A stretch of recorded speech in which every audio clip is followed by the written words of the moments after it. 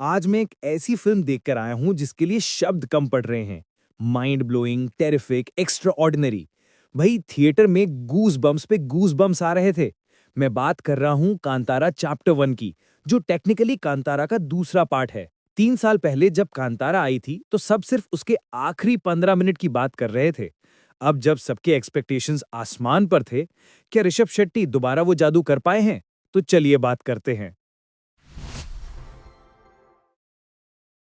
ये फिल्म कांतारा के पहले पार्ट की बैक स्टोरी है। कहानी शुरू होती है जब शिवा पूछता है कि मेरे बाबा कहाँ गायब हुए। तब हमें एक कहानी सुनाई जाती है कि कैसे इस धरती पर देवता आए, कैसे एक घना जंगल था कांतारा नाम का, और कैसे एक राजा ने उस पर कब्जा करने की कोशिश की।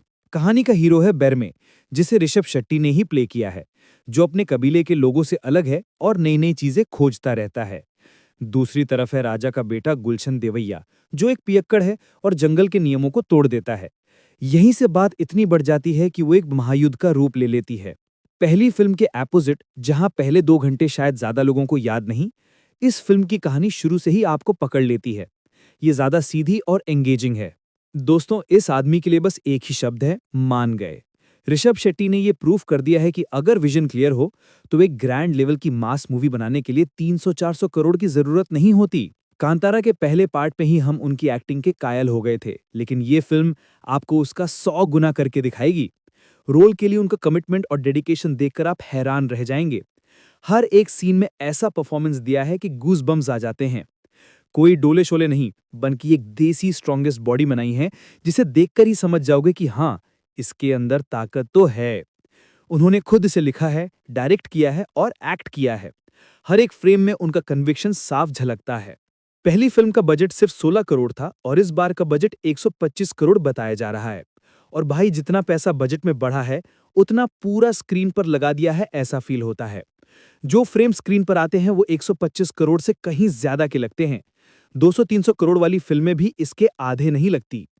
एक एक्शन सीक्वेंस है जहां पहाड़ जैसे एरिया में रथ जा रहा है और उस पर लड़ाई हो रही है। उसके कुछ शॉट्स देख के आप कहोगे, भाई ये कैसे किया? फिल्म का म्यूजिक और बैकग्राउंड स्कोर अपने आप में एक मास्टरपीस है। जब ऋषभ शेट्टी की परफॉर्मेंस के साथ ये म्यूजिक बजता है तो इंसान के अंदर की एक प्राइमल फीलिंग जाग जाती है। अगर आपने सोचा था कि पहली फिल्म का क्लाइमैक्स पीक पर था, तो ये फिल्म उस सोच को तोड़ देगी। इस फिल्म का क्लाइमैक्स आपके रोंगटे खड़े कर देगा। क्या सोचा था और ये फिल्म उसे किस अलग लेवल पे ले गई है, आप इमेजिन भी नहीं कर सकते।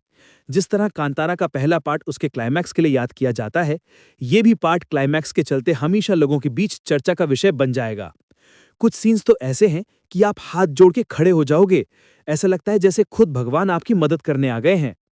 अब कुछ नेगेटिव्स की बात करें तो ये बहुत छोटे-छोटे हैं। फ्रैंचाइज के दूसरे पार्ट को चैप्टर 1 कहना थोड़ा कंफ्यूजिंग लगता है। कुछ जगहों पर ऐसा लग सकता है कि पहली फिल्म के कुछ एलिमेंट्स को रिपीट किया जा रहा है। एक सीजीआई क्रिएचर है जो उतना कन्विंसिंग नहीं लगता।